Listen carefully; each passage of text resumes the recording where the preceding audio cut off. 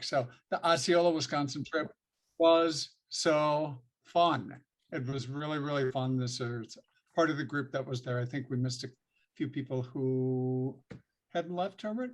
Had somebody left? Anyway, it was a really, really fun time. So Jane, really wonderful to meet you in person, and your husband as well. And so great that you could join. Greg, of course, thanks for putting it together. Kirk, thanks for suggesting the restaurant. We ended up eating not in the restaurant, but across the street in a park right on this beautiful river, Osceola River. Maybe I'm making that up, Kirk, but no, what was it, Sandy? The Swamp River, it was the something, I don't remember what it is. Willow, I Greg's believe. laughing. Willow. The Willow River. There we go. And we're under the willow tree. So it was a really, really fun trip, weekend or a day. And it speaks to doing more of them and getting together in person as we can. So maybe the social committee lead, we don't have one if you'd like to volunteer. The social committee lead can suggest another one in November or December. All right. I recommend a trip to the American Swedish Institute. Yes. Yeah, I'd love to. That'd be great. So as you know, this is my new deal. Everyone gets featured in my new page called eClub President Elect You. And could it be Karen or, maybe someone else? Just, I'm doing this so you can totally imagine yourself in the role of president-elect by seeing your lovely photo here. And I'm so glad that you've attended today, Karen. Now, Greg also was featured previously, and each of you will get your turn until someone says, you know what, I think this is my year, July 1st to June 30th. That'll be 2.5 years for me. And all I can say is that 2 years have flown by, and it really, it's fun to lead the group and to just be here every week. And thanks to everybody who is behind the scenes. Chris Ann couldn't do it without you. Greg, Kirk, just everybody. It's been a lot of fun. So I'm just gonna hesitate here for a moment, Karen, for you to just breathe in and maybe see yourself in this role. Okay, very good. Okay, good. Okay. All right, you may have gotten through Rotary the note about the annual fund donation. For those of you who were not members with us last year, we tried to get everyone in the club to donate something, 10, 20 bucks, 50 bucks, 100 bucks, whatever you feel is important. The annual fund. Greg, I think you really spoke eloquently about this last year, and would you mind just unmuting and saying a few words? Sure, I'd be happy to. I didn't know I was going to, but happy to. Many of you probably know that I've had polio when I was a young kid, and the Rotary Foundation works very, very hard to eradicate polio across the world. If they do that, if they succeed with the help of the Bill and Melinda Gates Foundation, it'll be the second major disease eliminated across the world after smallpox. They're working hard. There are only 2 countries left that still have polio, I think. Pakistan and Afghanistan, but we'll see. Anyway, I recommend that. Also, they really recognized us a lot last year for being a club where everybody gave something. And I'm saying how much, like public radio here in Minnesota says, whatever's comfortable for you. 20 bucks is fine. I know some of our members have already given. That's great. So consider it. But do make your gift, if you could, to the annual fund right now. And then eventually that comes back to our district and maybe even to us and our pollinator or other future programs. Thanks so much, Greg. I don't know if people saw, I monitor the BBC. BBC is one of the news apps that I have, but there was just something about Afghanistan finally allowing, after kind of not being supportive of the polio vaccination, all supportive of it, and Pakistan as well. So, those last 2 countries, we might be very, very close to eradicating polio. So it's pretty exciting. That's just in the news this week. John. And then the website to donate. Yes. I'm sorry.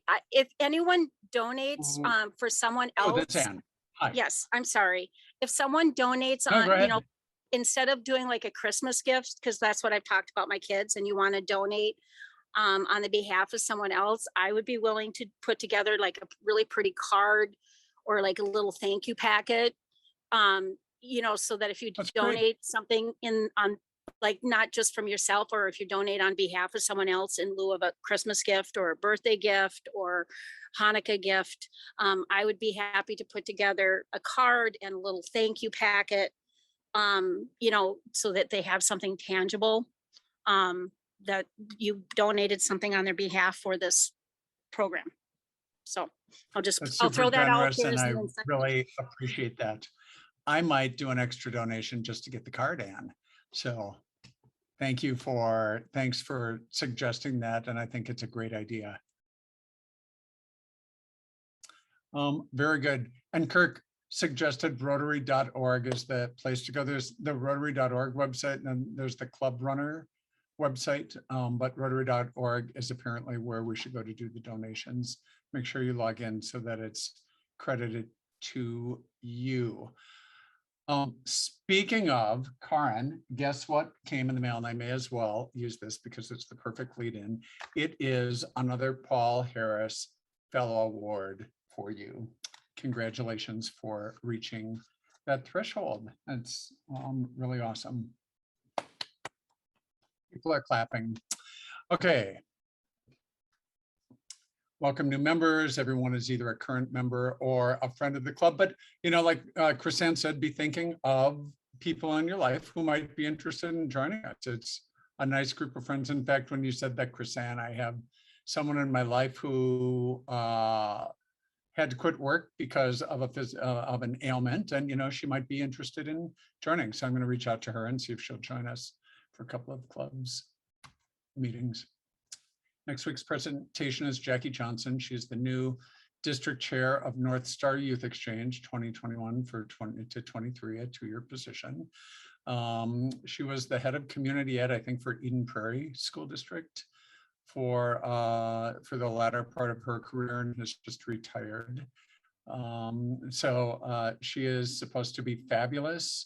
She's kind of taking the reins in a exciting time of restart, but also you know, maybe a challenging time of getting clubs up and running again. So really, like, given the focus on youth exchange and international exchange and cultural exchange that we have, it'd be really nice to get to know her a little bit and hear her vision for moving forward. And I love the title of her presentation, North Star, yeah, I added youth exchange, North Star still shining.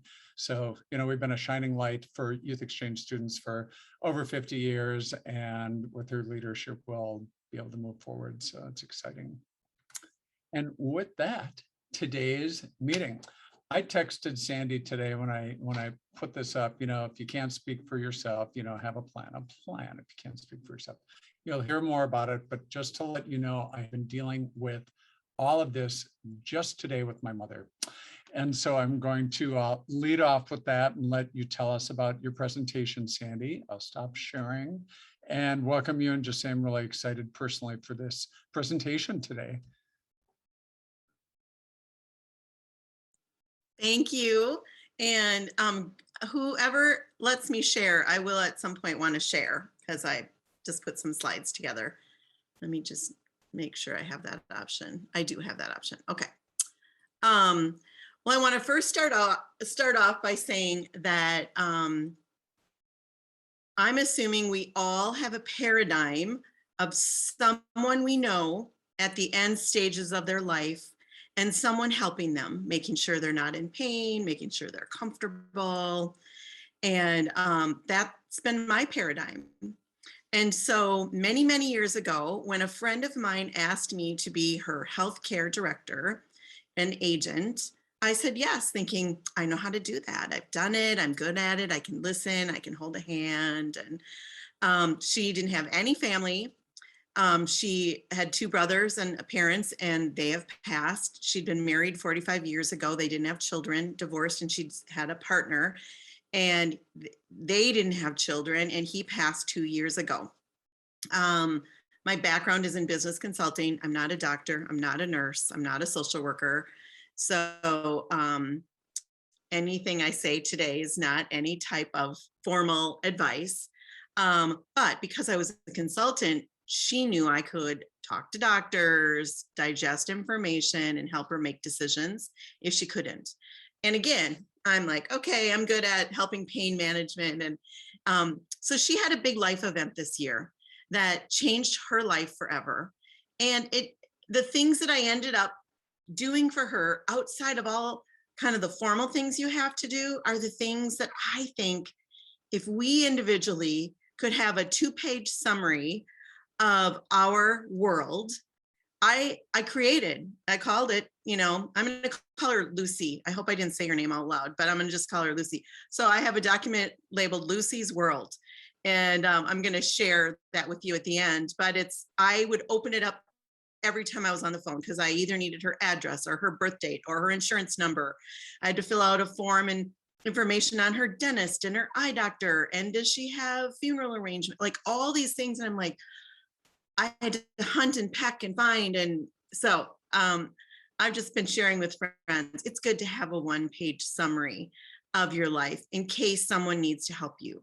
On the other hand, it's also good if all of a sudden you're helping someone else and you need it to help them. And every situation is so different. Someone might be terminally ill. Someone might all of a sudden have a type of dementia and their mental capacity isn't there. Someone may have an accident and physically their life has changed forever. So it could be end of life. It could be many years. And that is how I've been thinking about this. And then when Chris Ann said, we'd like someone, it just kind of forced me to think about it. So I want a full disclosure. I don't feel like this is my most sparkful prepared presentation, but I tried to get all my thoughts in one place to help you think through some of these things. So I'm going to share my screen, and you may have other experiences that you want to share, lessons that you've learned. So I'm going to share like this. Now, are you seeing a PowerPoint slide that's not open or a blank screen? PowerPoint slide. Okay. Yeah. Yep. So now are you seeing a full page of PowerPoint? Yeah. Okay. Yeah. Looks All right. great. Okay. I have 2 screens working here and I want to make sure you're seeing the right things. So this is a plan if you can't speak or if someone else can't speak. I want to start out by saying it's okay. It's going to be hard. You're going to feel like you're in a black hole. There's going to be acronyms coming at you you've never heard of before, from POLST to POA to ADL to TCU, like all these things, someone might need to go to rehab, which is called transitional care unit. And then they may need to go to another living, how do you figure this out? Who do you call? You're just going to feel like it's all coming at you. And I just want to say it's okay. Even if it's not, you're okay. And it's going to be okay.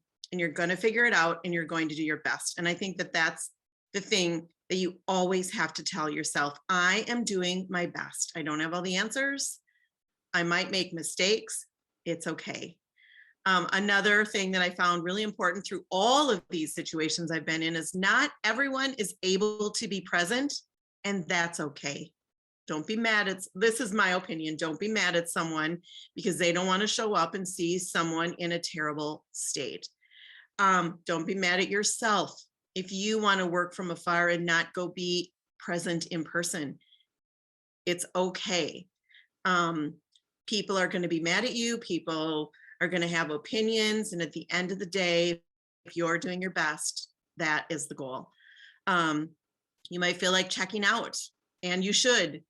You should institute a lot of self-care. And at the end, if I remember, I want to teach you a yoga breath and a couple things that I think can help reset you in 5 minutes.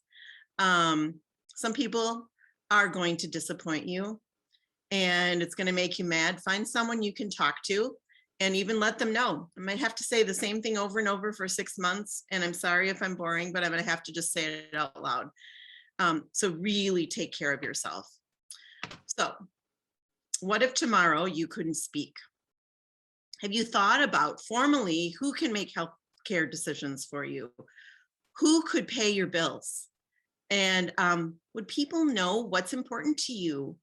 As far as where you want to donate money, when you want to wear. So there really is kind of this formal aspect to it, and I am going to touch on it, but I really hope that the loudest message is, what are those kind of fun, juicy things you can do to make their life better and your life better, help others make your life better? So would somebody know about you, your favorite foods, foods you hate, your health insurance number, who your doctors are, who your best friends are, or who the important friends are in your book club or in your gardening club? And do you want them to know that you are compromised in some way? Does anybody know really what your religious beliefs are? If you don't have them, what you might want your funeral to look like? Can anyone sign in to all of your auto pay accounts? And if they're signing in from another computer and they're going to get asked your secret questions or codes, is any of that anywhere? That is so important. Are you an organ donor, or a tissue donor, or a brain donor, or a body donor? How do you make sure that that is listed? Do you have some of the formal things? So there's a few formal things regarding healthcare and healthcare directives. There's a few formal things regarding legal financial documents. These things are all over the internet. You can search them. Some states have nuances to think through. I'm going to list them in a second, but I think most importantly, do you have something in place that people understand what your hopes and your wishes and your favorite things are? And that can be inserted right into the formal documents. And my friend did this. And I have to say, every single health professional that has worked with us and helped us and looked at her healthcare directive have complimented her and said how happy they are for me that she's left us some of these things. We even, I don't know if you can see my picture, but we even took, it's a 2-page bullet point.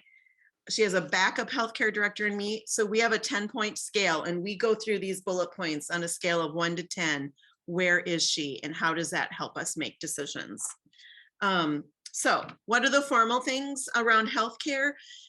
And there's different names for these, but you have a healthcare directive, a living will, which indicates, how do you want to be treated if you need to be resuscitated or intubated? Are you donating organs?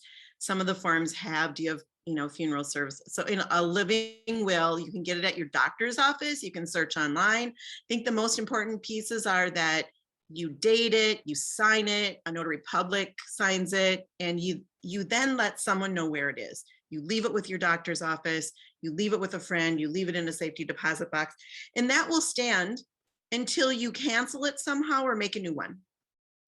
Do you have a person and a backup person, a healthcare power of attorney, an agent, a proxy set up formally? And I can't tell you how important this was for my friend, for them to, because I'm not family. They always ask, are you family? And when I say no, they kind of all dismiss me.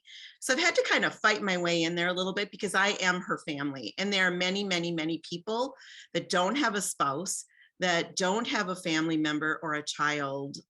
And they've designated someone. So make that formal, have that documentation on you.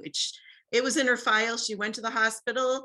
Medical records don't talk between hospitals. They didn't know it. It was days before they found me, after she had passed out and been found and was in the hospital. Other things in the formal health care, how do you feel about being resuscitated or intubated? There's orders for that. Do you want to be an organ donor, a tissue donor, a brain donor? They all work a little bit different. Brain goes to science. Your body can go to science.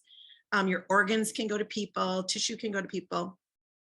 There's something called a POLST. I was just asked about this a month ago. I'd never heard about it before. It is actually, the acronym is Physician Orders for Life-Sustaining Treatment. It's an order a doctor can execute. Your healthcare directive does not have any executable functions. So they still have to check in with you. What do you want? So things to think about formally. And then the legal financial documents, do you have a will or an estate plan or a trust for after you pass? Do you have a living trust so that if you all of a sudden can't make decisions, Karen, I'm sure could talk more about this.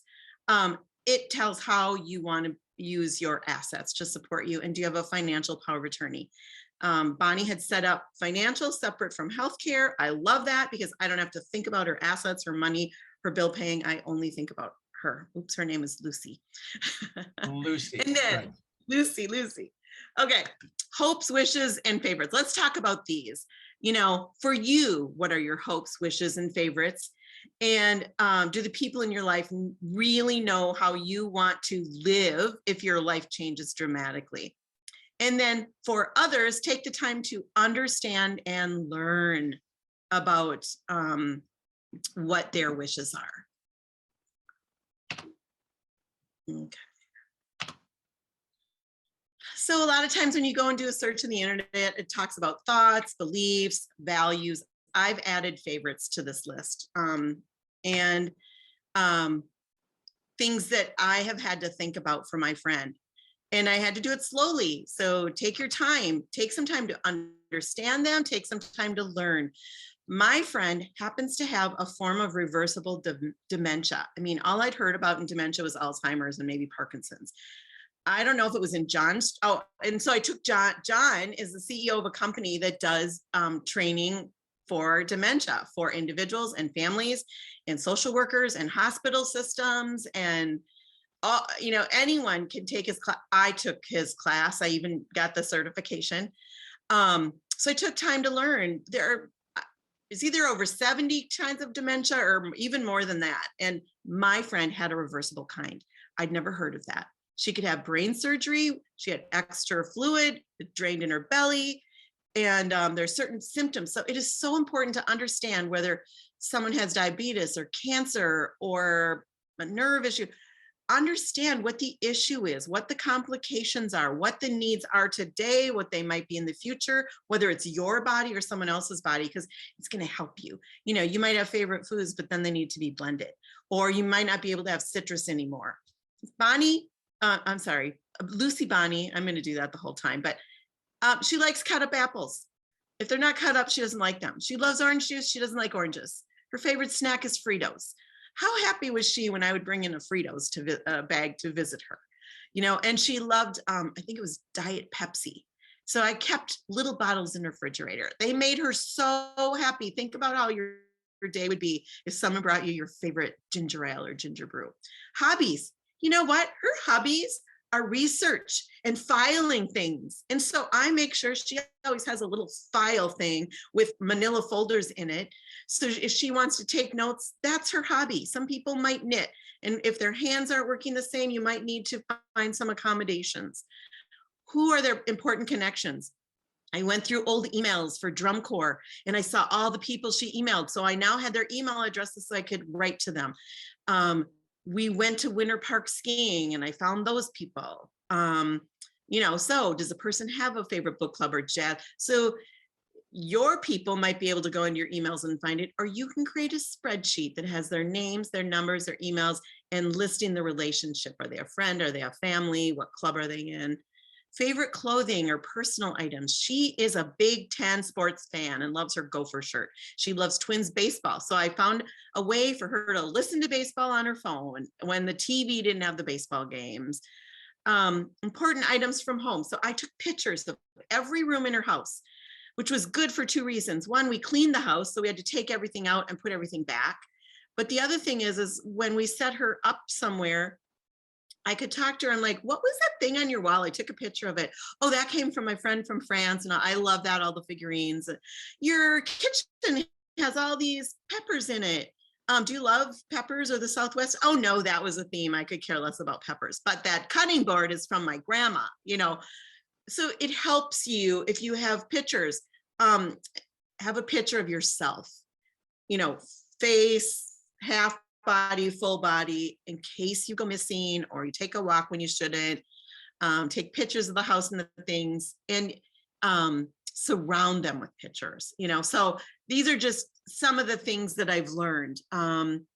Questions she answered. The things that make life most worth living to me are, and she bullet pointed, my beliefs about life would no longer be worth living. Bullet. My choices about specific medical treatments, my thoughts and feelings about how and where I would like to die. You know, how and where do you want to live if you can't live at home? Do you want gardens? Do you want birds? Do you want in Minneapolis? Would you rather have a bigger place a little outside of Minneapolis where you could, you know, have outside music and better food? Or do you want to be in a one room, or, you know, all of those things. Look at their rooms, spot what they enjoy. How do they sit in their room and watch their TV?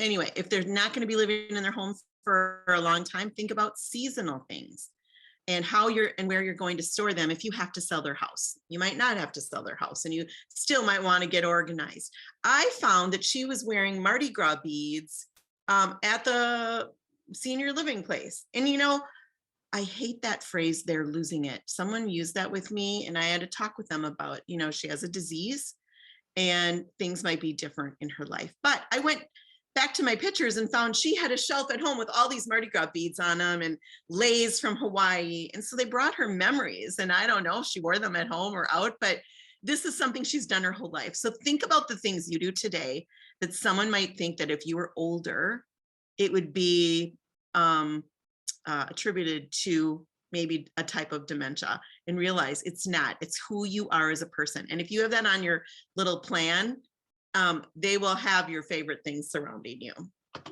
And so then, you know, there's also, you know, more of the formal things, personal info, photos of you, medical doctor info. You want to make sure you know who everybody is, important contacts, religious info, death planning, education and employment information, past medical history. I learned so much about her because she was able to say in her meetings, she was a Spanish major and was an interpreter the first part of her life. I met her in the world of consulting. And so I was able to make sure everyone around her gave her credit for how smart she is.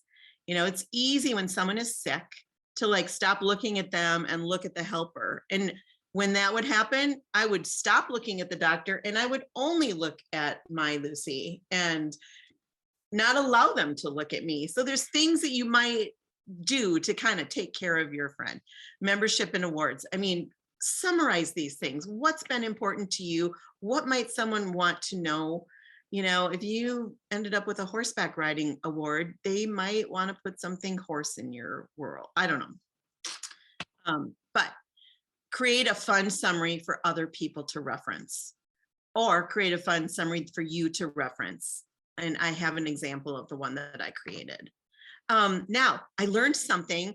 You know, I get through all this process, and some hospital social workers are good and some aren't. Some rehab center social workers are good, some aren't. I ended up, because the backup healthcare director and I wanted to talk to someone about how do we make decisions in case she has another brain hemorrhage and it's a big event. And so they sent us to a palliative care team. And these guys are awesome. Well, it's men and women. These people, these professionals are awesome. And the nurse sat with us and said, this is how you plan. At age 18, you put your plan together. No one, once you reach 18, your parents can't speak for you. They can't see your health information. You put your plan together at age 18, and they called it the 4 Ds. Revisit it every decade, no matter what, 28, 38, 48, 58. If all of a sudden you have a new disease, diabetes, what does that mean for your life? How would you change your health plan approach?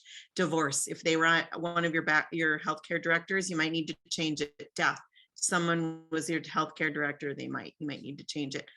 The other thing they said is your vision will change. Be flexible. So she has all this information.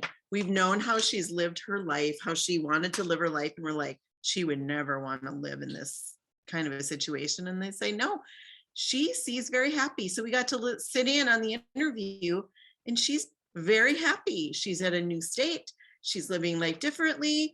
And so we had to adjust because she's very happy. So the vision will change. Just know that your vision, someone else's vision, and be flexible about that.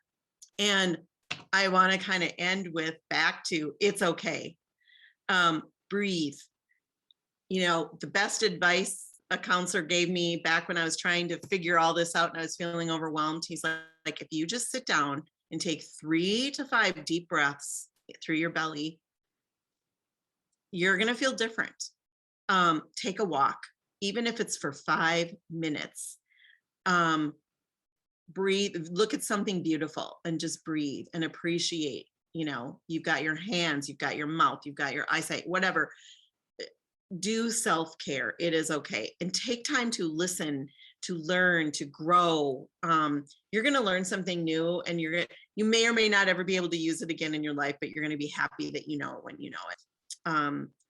So that's really the basics of, I'm going to stop sharing, and I'm just going to bring up my document here, and I'm going to share one more time.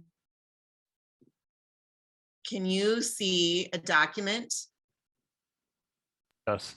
Okay. So let me go to the top. This ended up being longer because I've been supporting her for a very long time, but you know, my world summary, I've got this first page I referred to probably daily or multiple times a day when I was talking to doctors and figuring it out. Just the main thing here is have it all in one place. You know, who's who, what are their numbers? Do they have Medicare? I learned Medicare has a Part A, a Part B, a Part D. There's medical assistance. There's other things. You know, you may or may not have this. You may or may not be of an age where you're even thinking about this. And so you might have heard commercials, but you didn't realize there's numbers associated and you're going to have to share them. Do they have a long-term plan? How does that work? And this is where I really relied on the financial power of attorney. So find out where your skills are. If someone asks you to be a healthcare director for them and you don't want to do it, it's okay to say no. It's okay to say, I don't have those skills. I can support you. I could be your financial POA. I know everything about money and could manage your whatever, but no, it's a big job, and it's okay if you also don't want to do it. Hairstylist, you know, I found out who all these people were. So when she'd bring their names up, I knew right who she was talking about. Accountant, attorney, hospital preferences. She asked to go to North Memorial Hospital, which is a big hospital in Minneapolis. She'd never been there before. I don't know why she wanted to go there, but she went there. What are their drugs? Do they do mail order? And now are they at a new place and they do their own drugs? You need to cancel that. Know where all the important documents are and who's in them, and have access to them, or make sure that an important person has access to them. She's already paid for cremation, but I don't know what her wishes are. Where does she want her urn to go? You know, so these are questions. She has a renter. She owns a beautiful duplex and has a renter. So I have to speak to him a lot. She wanted to be on the prayer list at her church, but she's fearlessly private. So I protected her privacy, and I made everyone around her. I'd stop telling people information if something got back to me that shouldn't have been out there. Now she's at a different place. We can share more information. There are helpers that are going to stand up. I will plow the snow. I will take care of the garden. I'm going to keep an eye on her house. Oh, somebody is playing with their dog in her yard and tearing up the grass. And this is who, you know, so identify who the helpers are, if there are any relatives, you know, chunk together in a spreadsheet the list of groups that she's been involved with, and stay in touch with them. If they're reading a book she might enjoy, bring her the book. Whatever, jazz music. She loves jazz music. So I made sure she had music in her life. What else here? Senior linkage line. There's so many resources to help you figure it out. Again, this is that big formal black hole. How do you find an assisted living? How do you find long-term care? What does it even mean to go from long-term care to enhanced care or memory care or hospice care or palliative care? You know, you're going to be learning a lot. And you know, first of all, you could call me or John. A 10-minute conversation with John at the beginning of all this helped me more than any social worker that had talked to me. And it's like, it helped me settle down. Your training, I now have a better relationship because I'm using all the tips and tools I learned about how to deal with someone with dementia, what to do, what not to do, different stages. They hadn't bathed her for a month at the rehab center. So then I had to figure out, do I call an ombudsman or not? And how do I make them realize they need to call me if there's an issue that I can help resolve? And then I realized from the training with John, people with dementia, she has a very early form of dementia, but she didn't want to be in the shower. And part of it was her privacy, her feeling of safety. So I learned about all these things. And even though the training says this is early, this is middle, this is late, you learn about them all. So you might see a late symptom early on. And if you're flexible and you're open to understanding and trying to make life better, you're going to feel better and they're going to feel better. She had a roof leak. I found through her phone. So if you can take their phone and listen to their messages and look at their emails and have integrity, of course, when you're doing this, I found out, who the plumbing company was, who the roofing company was, that someone wanted to buy her car a long time ago and her little RV. And now we're selling those, so there's valuable information in their things. The favorites list. Over time, I couldn't ask her a lot at one time, but what kind of protein, what veggies, what fruits, what snacks. She likes game shows and Big Ten sports. She hates food shows. She likes bird watching and she likes Sudoku, but she doesn't really finish them. She just does what she does. Clothing, she likes those beads. So I got her more beads. Items from her house. Now, something really important we learned is when we set the things up from her house in her apartment, it made her anxious because she didn't understand why her things were there because she thought it was temporary. So when she had an event and moved to a rehab facility that she's now staying long-term, we made a conscious choice to not put anything from home on her walls. So her room feels kind of stark, but you know what? It works for her because every time you see her, she's like, well, I might not be here tomorrow, so check in with me before you come. And, we work that out with the social worker. And so the team understands why we aren't making her room feel homey. We put up photos. I keep fresh flowers in there, which she loves. I have bird feeders outside the windows, which is something we asked for and she loves, so there are options, and don't feel like you have to do it like everyone else does it. It's okay to be different and learn what works for them. And it might take time. So again, you might make mistakes. Things might work, things might not work. Spreadsheets. I'm a spreadsheet queen. I have all of her contacts in a spreadsheet and all of her details about bills in a spreadsheet. So I've been able to figure out her Verizon bill and, it's a lot of work, but I have to say it's very rewarding and I'm okay in this role. But boy, it's okay if you're not. It's okay if someone can't show up. I want to teach you a yoga breath. So it doesn't matter if you're having anxiety, if life is too much, whether you're in this kind of a situation or another kind of situation, it's an alternative nose breath. Have any of you done this alternative nose breathing and you're familiar with it? Okay. So take your first and your thumb, and we're going to do something weird. We're going to breathe in one side and out the other side, and then we're going to breathe inside and out the other side, and we're going to plug the nose. So take your thumb and breathe in the right, and then take your finger and breathe out the left, and then breathe in, switch, and breathe out. Breathe in, switch, and breathe out. This engages both sides of your brain. It kind of resets you, and it's something simple you can do anywhere. I was sitting next to someone on a plane and they were freaking out, and I had them do that. And when we were done and we're done with takeoff, she said, I'm a yoga teacher. That was the perfect thing to have me do. So think about self-care. And it doesn't matter if you're in a situation where you're taking care of someone else or your life is going a little off the tracks.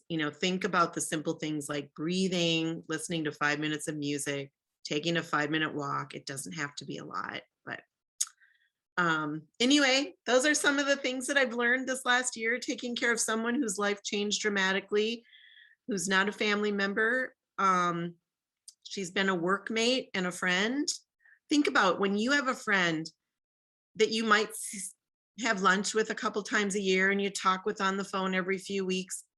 how would you insert yourself into their life and help them make every single decision every day and do it in a way that supports them and it's not about you.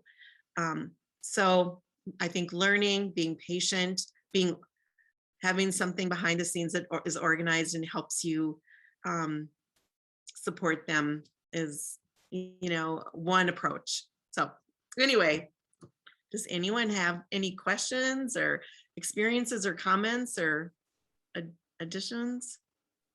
Just so inspiring, Sandy. Just really, I'm just really taken by, she's this person in your life very occasionally, for lunch here and whatever there, and that you've taken over so absolutely completely and just helped her at her great time of need. I mean, it's just inspirational beyond words. Really, it's crazy.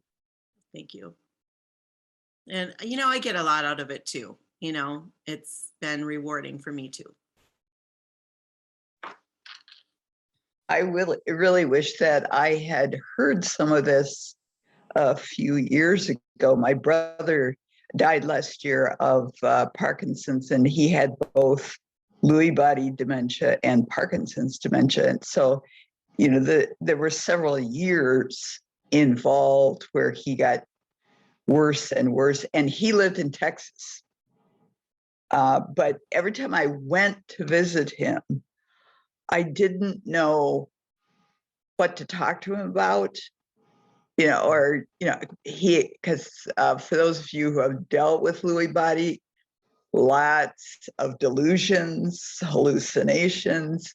And so, I think it would have helped to just kind of talk to him and focus on some of those things, that I did know were his favorites. It was very hard to visit. And I think it would have been easier just to have thought about some of these things ahead of time. I want to further what you just said, because I really didn't speak about that today. And I learned a lot of that in John's training, is meeting them where they are. I no longer ever argue with her. I never try to help her understand where she is. She thinks she's in Minneapolis. One day she thought she was at her friend's Mary's house sleeping overnight. So my reactions are always where she is. Oh, say hello to Mary. Enjoy your night at Mary's house. Or, oh, you're in Minneapolis. Well, I'll call and get the address to make sure I know how to get there. Or, wherever she is, I'm there with her. I never argue. My neighbor with Lewy bodies, he loved to just watch the lake and count the boats and the birds. And so I would say, oh, is that one? Oh, I think I saw one.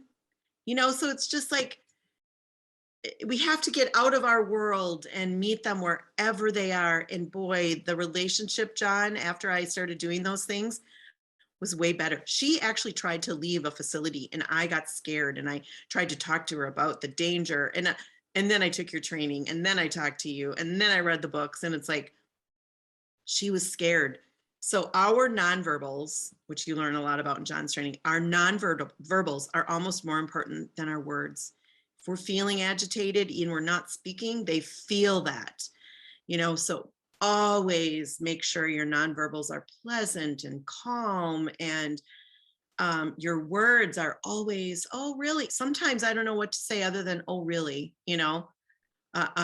she thought she was outside the Twins game not too long ago and wondered why she couldn't see it from her window. And I would just say, I don't know, let's look, so never do I try to correct.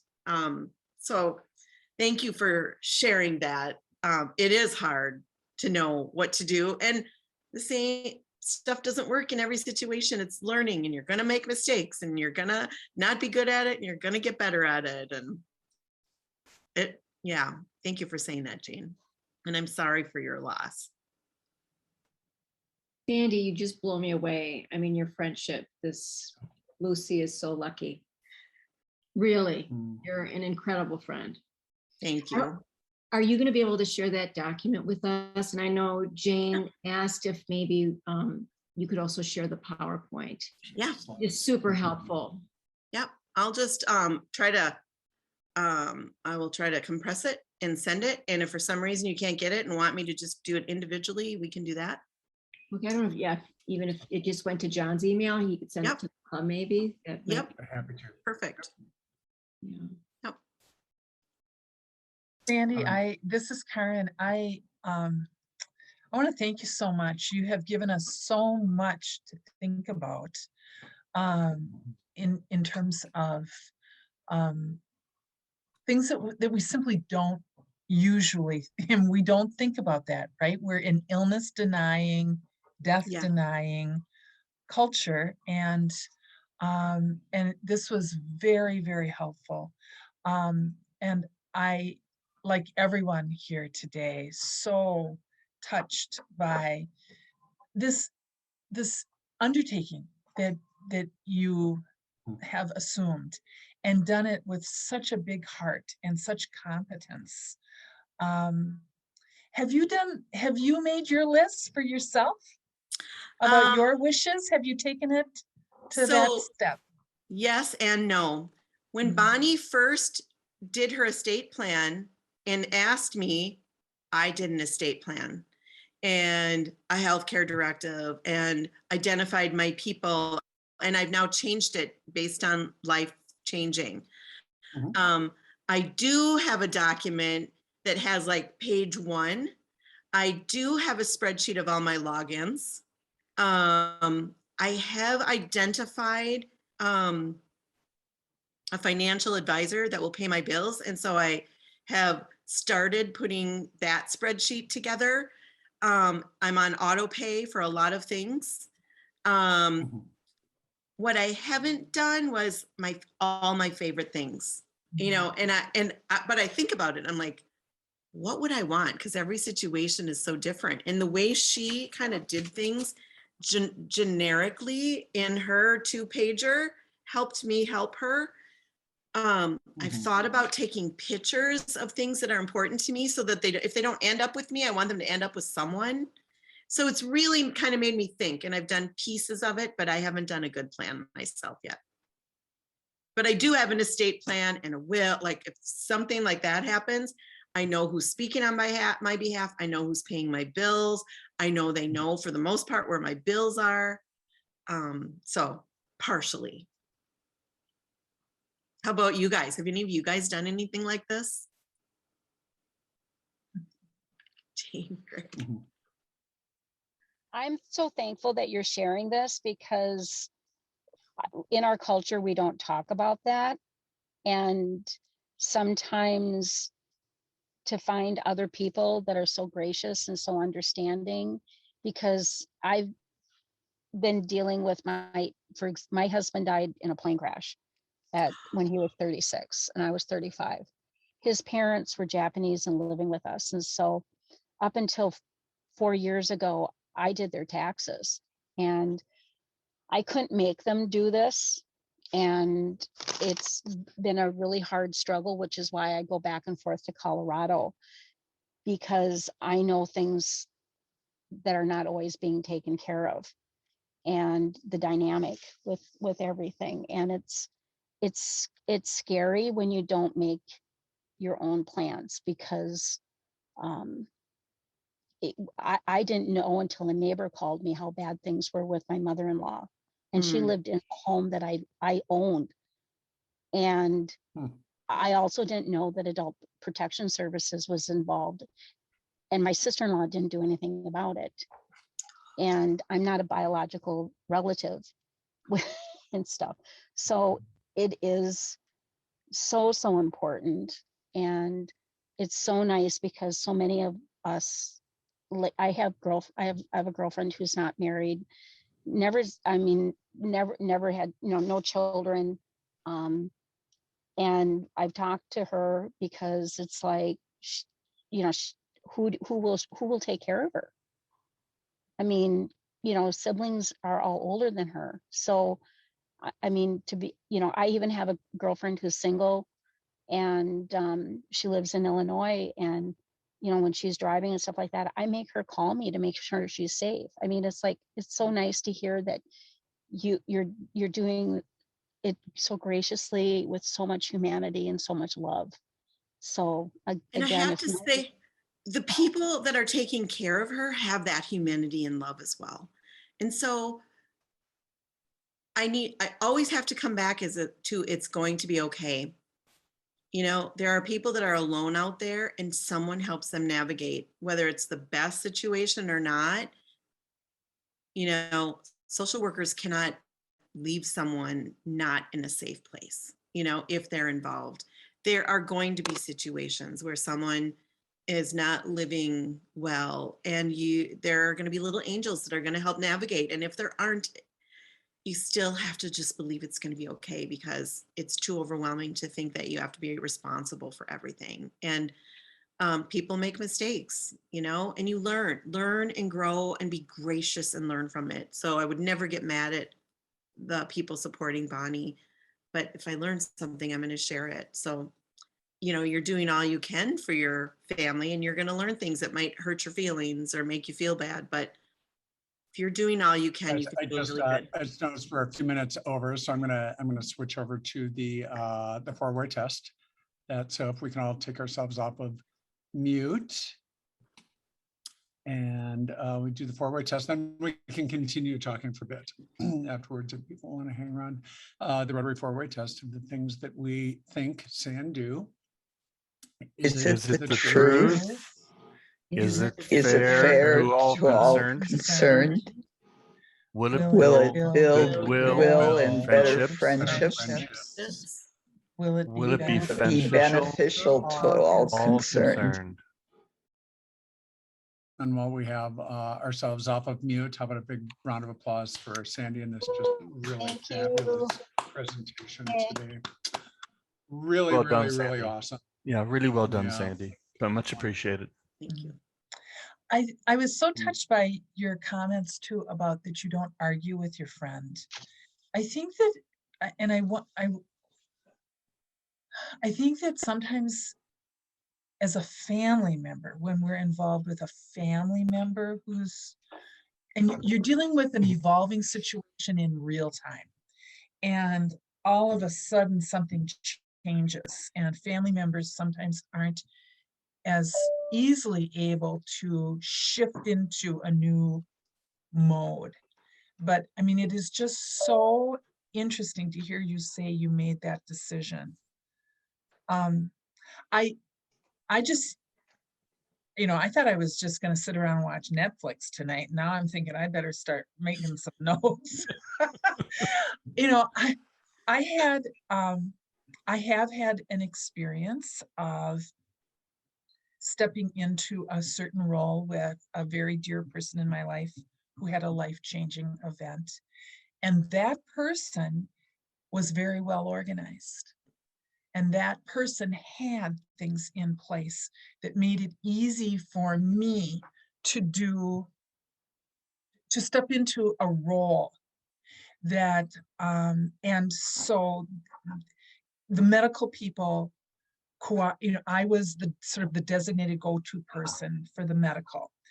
And it was a team, basically of 3 of us who stepped in, and there was extreme trust between the three of us stepped in to do things, and we divvied up the labor, and there was extreme trust between us, and there was extreme trust between our beloved with each of us. Mhm. That allowed us to fulfill our role. But it was, and I look back, I mean, it was a life-changing experience for that person. It was a life-changing experience for each of us. And I am so grateful that there were clear, I mean, the wishes were communicated, there was a will in place. All of the financials were set. That it made it easier for us to step in once the life-changing event happened. And it happened suddenly and without warning, and it was unexpected. Mhm. Yep. Can I just offshoot from that, Karan? A couple of years Yes. ago, a dear friend of mine died. He was single. He lived by himself. And he lived in a large apartment complex that was governed by, an association, an office, and all the rest. and no one could get into his apartment. They let the police in where he passed up a heart attack. They let a friend come and get his cat, and they let his sister, I think, get a suit for his funeral. That was it until they got everything organized. Nobody could find a social security number. That single number they had to apply, the family had to apply to Social Security. It took weeks. No one was able to even enter his space legally for over, I think it was 5 weeks. It was crazy. So it just, and Sandy, just to this simple information sheet where just, you have this info on yourself or others, or yeah. Yep. So important. One thing I might also encourage people to do, if you have documents in a safe deposit box, you might want to think about adding someone else to be a co-signer on that To be able box to and get in. give that Yes. person the key so that they can access the documents you have in your safe deposit box. Yeah. And you said something, Karen, that was really important about not arguing. There is a time frame where no one realizes the person is starting a disease. And so you do say, well, why are you saying that? You said that before. Yeah, I know that. We talked about that. So there's that phase. And I think, and John Stuff highlighted this, the important thing is really get some medical advice. And, I now know the difference between a neurologist, a neuropsychologist, and a neurosurgeon, and how they are all so necessary. In fact, the neuropsychologist, my friend's disease is missed 80% of the time because neurologists are so comfortable with Alzheimer's and Parkinson's. And the symptoms are gait that's off and some memory issues. And so the neuropsychologist was able to pinpoint what the issue was. And then the scan showed it. So it's like, you can't beat yourself up for doing your best. And your best might be arguing for a while.